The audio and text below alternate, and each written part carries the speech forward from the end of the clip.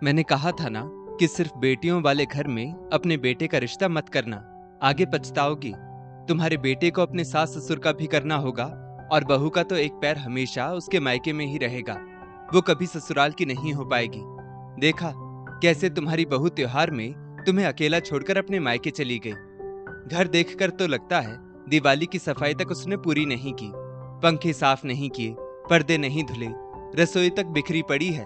अब मेरी मानो तो एक दो दिन में साम दाम दंड भेद किसी भी तरह से बहू को बुला लेना। वैसे बेटा तो आज वापस आ ही जाएगा ना। सौम्या जी ने अपनी भाभी माया, जो उनके पड़ोस में ही रहती थी, उनसे कहा, दीदी, बहू की माँ को पैरालिसिस अटैक आया है। ऐसे में तो बेटे बहू का उनके पास जाना जरूरी था। त्योहार तो हर साल आते हैं, पर इस समय बच्चों का वहां पहुंचना जरूरी था। बहू के पापा अपनी पत्नी को संभालें, घर देखें या खाने पीने की व्यवस्था करें। बहू की बड़ी बहन 8 महीने की प्रेग्नेंट है, इसलिए ऐसे समय में वो नहीं आ सकती थी। बहू के माता पिता निसंतान तो नहीं है कि जरूरत के समय अकेले सब संभालें। दो दो बेटियों के माता पिता हैं। अब तो उन्हें 2 बेटे भी दामाद के रूप में मिल गए हैं। ऐसे समय में मैं अपने बेटे को दामाद का फर्ज निभाने से कैसे रोक सकती थी। हमारी बहू ने भी ससुराल में अपने सारे फर्ज बखूबी निभाए हैं। इन 2 सालों में हमें बेटी की कमी जरा भी खलने नहीं दी। दिन भर मम्मी मम्मी कहती आगे पीछे डोलती रहती है। हमें पूरा मान दिया, सम्मान दिया, खूब प्यार करती है हमसे। मैं जब बिना नमक का व्रत उपवास रखती हूँ तो गुस्सा हो जाती है। कहती है, शरीर को कष्ट देने से क्या फायदा, बीपी लो हो गया तो। एक काम नहीं करने देती मुझे। हर घंटे सामने दूध फल ले आती है और जिद करके प्यार से खिलाती है।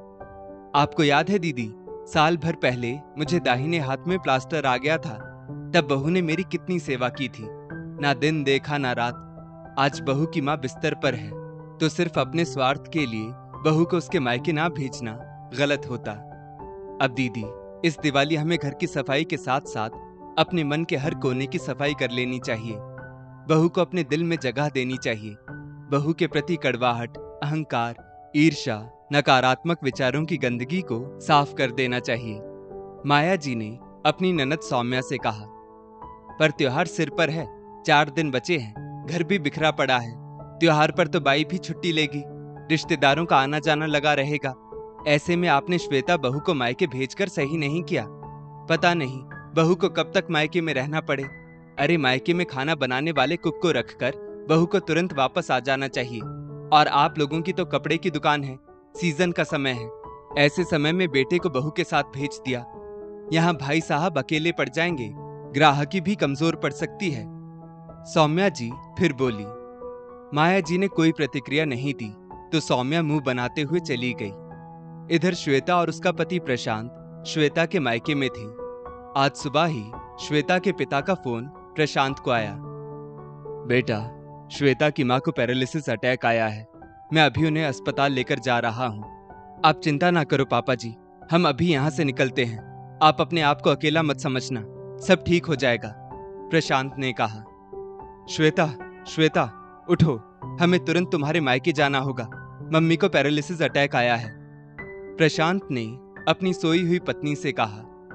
श्वेता के हाथ पैर सुन्न हो गए, उसे कुछ सूझ ही नहीं रहा था। प्रशांत ने आनन फानन में एक बैग में अपने और पत्नी के कुछ कपड़े डाले। बेटा, ये कुछ कैश रख लो, मुश्किल में काम आएगा। और यहाँ की जरा भी चिंता ना करना।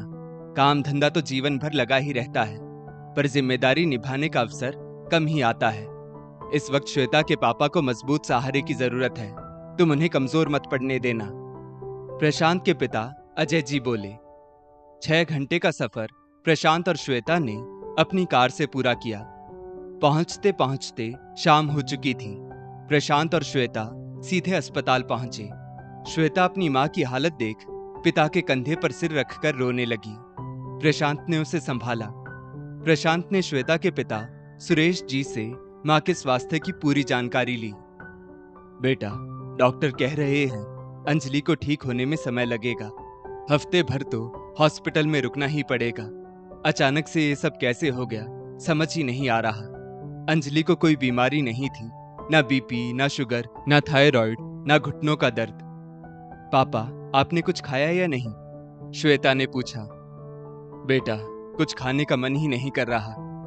प्रशांत तुरंत चाय और बिस्किट ले आया। पापा, अभी थोड़ी देर प्रशांत अस्पताल में रुकते हैं। आप और मैं घर चलते हैं। आप आराम कर लेना और मैं फटाफट खाने का इंतजाम कर लूंगी, श्वेता ने कहा। रात को प्रशांत और पापा को घर भेजकर श्वेता माँ के पास अस्पताल में रुकी।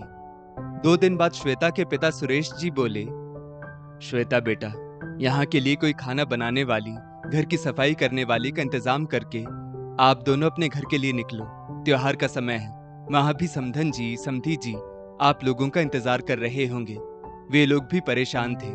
सुबह शाम फोन लगाकर तुम्हारी माँ का हालचाल पूछ लेते हैं। श्वेता को अपने ससुर का भी ध्यान था, पर इस समय वो अपने माँ पापा को ऐसे छोड़कर जाना नहीं चाहती थी। श्वेता ने खाना बनाने के लिए कुक और घर के बाकी कामों के लिए काम वाली का इंतजाम कर लिया। आज लक्ष्मी पूजा है।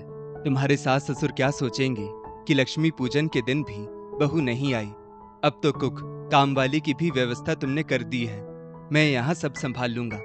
और वैसे भी 2 दिन बाद तेरे जीजा जी तो आ ही रहे हैं। वो भी त्योहार में अपने बिजनेस के कारण नहीं निकल पाए, पर आप दोनों समय से आ गए, यही बहुत बड़ी बात है। श्वेता बेटा, अब तुम और दामाद जी घर चले जाओ, श्वेता के पिता ने हाथ जोड़ते हुए कहा। अरे समधी जी, बच्चों को भेजने की इतनी क्या जल्दी है? अब तो हम यहीं आ गए। ये आवाज थी श्वेता के ससुर अजय जी की। अचानक अजय जी और माया जी को देखकर सब आश्चर्य में पड़ गए। श्वेता तो अपनी सास के गले लग गई। आप लोग अचानक से? प्रशांत ने पूछा। बेटा, बहू का परिवार भी हमारा परिवार है। जब तुम सब यहाँ परेशानी में हो तो वहां हमारा मन कैसे लग सकता है? हमारी समधन हॉस्पिटल में है और हम चैन से कैसे रह सकते हैं? बेटा, हम ये सोचकर आए हैं कि समधन जी की तबीयत देख लेंगे और त्योहार के इस मौके पर हम सब साथ भी रह लेंगे। सब लोग हॉस्पिटल जाते हैं। श्वेता की माँ की तबीयत में कुछ सुधार दिखा। वो कुछ बोलने की स्थिति में तो नहीं थी, पर बेटी के सास ससुर को देख उनकी आंखों से खुशी के आंसू जरूर छलक उठे। आप लोग हमें भावनात्मक सहारा देने आए, हमें बहुत अच्छा लगा, पर हमने लक्ष्मी पूजा की कोई तैयारी नहीं की। हर साल श्वेता की माँ खूब उत्साह उमंग से सारी व्यवस्था करती थी। ढेर सारे पकवान बनाती, रंगोली बनाती, अनगिनत दियों से घर सजाती थी। सुरेश जी बोले, भाई साहब, आप चिंता ना करें। अब अंजलि बहन के स्वास्थ्य में सुधार है। 1-2 दिन में डॉक्टर छुट्टी भी दे देंगे। हम सब मिलकर माँ लक्ष्मी से उनके जल्दी स्वस्थ होने की कामना जरूर करेंगे, माया जी बोली।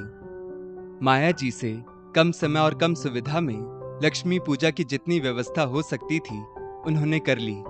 छोटी सी रंगोली बना ली, दिए लगाए।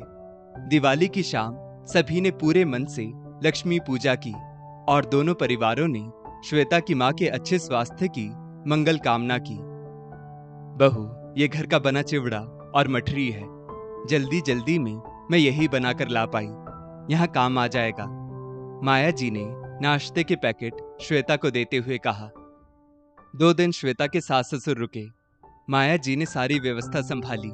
श्वेता की मां अंजलि के घर आते ही माया जी ने श्वेता से कहा, बहू, अब हम चलते हैं, तुम थोड़े दिन रुक कर आना। जब स्थिति थोड़ी सामान्य हो जाए तब आ जाना। अपना ध्यान रखना।